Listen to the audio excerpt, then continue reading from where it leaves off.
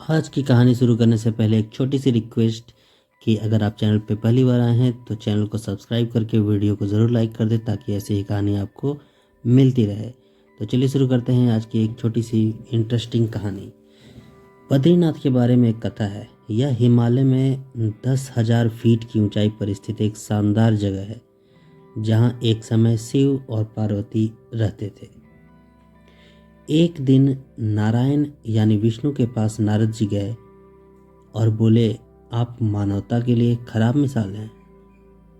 आप हर समय शेषनाग के ऊपर लेटे रहते हैं और आपकी पत्नी अर्थात देवी लक्ष्मी हमेशा आपकी सेवा में लगी रहती हैं और आपको लाड प्यार करती रहती हैं।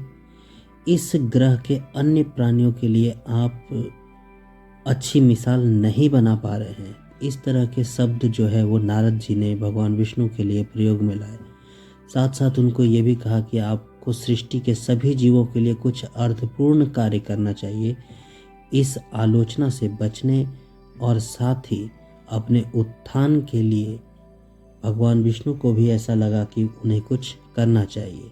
तब भगवान विष्णु ने तप करने का निश्चय किया और विष्णु तप और साधना के लिए सही स्थान की तलाश में नीचे हिमालय तक आ गए। वो ऐसी जगह चाहते थे जहाँ बिल्कुल शांत हो, वो अच्छी तरीके से अपनी साधना कर सके। तो जब वो नीचे हिमालय तक आए तो वहाँ उन्हें बद्रीनाथ मिला। एक अच्छा सा छोटा सा घर जहाँ सब कुछ वैसा ही था जैसा वो चाहते थे, जैसा उन्होंने सोचा था अपनी तपस्या अपनी साधना के लिए।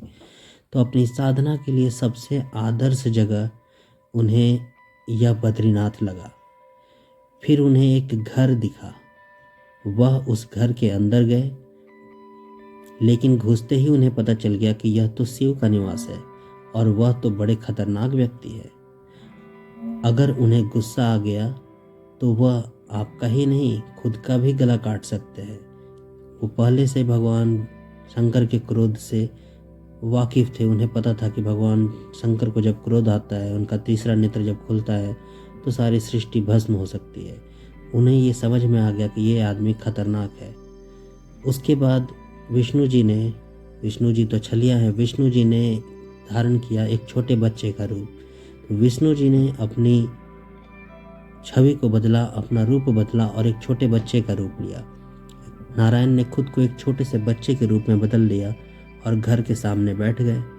उस वक्त शिव और पार्वती बाहर कहीं टहलने गए थे। जब वे घर वापस लौटे तो उन्होंने देखा कि एक छोटा सा बच्चा जोर जोर से रो रहा है। बच्चे को जोर जोर से रोते देख पार्वती के भीतर मातृत्व का भाव जग उठा। पार्वती जी माँ हैं, पार्वती माँ के अंदर मातृत्व का भाव जग उठा उस छोटे से बच्चे को देखकर, और वे जाकर उस बच्चे को उठाना चाहती थी। लेकिन भगवान शिव ने पार्वती जी को रोकते हुए कहा, इस बच्चे को मत छूना। पार्वती ने कहा, कितने क्रूर हैं आप, कैसी नासमझी की बात कर रहे हैं। एक बार भगवान सबको मौका देते हैं। शंकर जी ने पार्वती जी को एक बार समझाने की कोशिश की कि इस बच्चे को मत छूना, लेकिन पार्वती जी अपने मातृत्व भाव में इतनी विह्वल हो गई कि वो उस बच्चे की तरफ आकर्षित हो गई। शिव जी बोले, ये कोई अच्छा बच्चा नहीं है, ये खुद ही हमारे दरवाजे के बाहर कैसे आ गया। आसपास कोई भी नहीं है, बर्फ में माता पिता के पैरों के निशान भी नहीं है। ये इतना छोटा बच्चा अचानक ये कैसे आ गया यहाँ, ये बच्चा है ही नहीं। पार्वती ने कहा, आप कुछ भी कहें, मुझे कोई फर्क नहीं पड़ता। मेरे अंदर की माँ बच्चे को इस तरह रोते नहीं देख सकती। और यह कहकर वे बच्चे को घर के अंदर ले गई।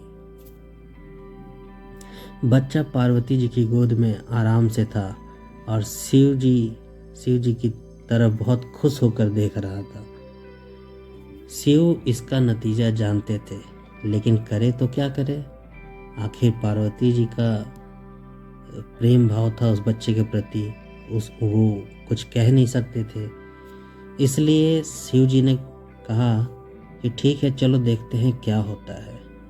पार्वती जी ने बच्चे को खिला पिलाकर चुप किया और वहीं घर पर छोड़कर खुद शिव जी के साथ पास ही के गर्म पानी के कुंड में स्नान करने के लिए चली गई। अब विष्णु जी को इस बीच मौका मिल गया। वो तो यही चाहते ही थे कि वो घर के अंदर किसी तरीके से प्रवेश कर जाए। लौट कर आए तो देखा कि घर अंदर से बंद था। अब पार्वती जी को हैरानी हुई कि आखिर दरवाज़ा किसने बंद किया। शिव जी बोले, मैंने कहा था ना, इस बच्चे को मत उठाना। शिव जी ने समझाया पार्वती माँ को कि मैंने पहले ही तुम्हें कहा था कि इस बच्चे को मत उठाना। तुम बच्चे को घर के अंदर लाई और अब उसने अंदर से दरवाज़ा बंद कर लिया है। पार्वती जी ने कहा, अब हम क्या कर सकते हैं, अब हम क्या करें। शिव और पार्वती केदारनाथ जाकर बस गए। जब दरवाज़ा अंदर से बंद हो गया और उनके पास कोई चारा नहीं बचा तो शिव और पार्वती जी इस बात से दुखित होकर और जाकर केदारनाथ पर जाके बस गए।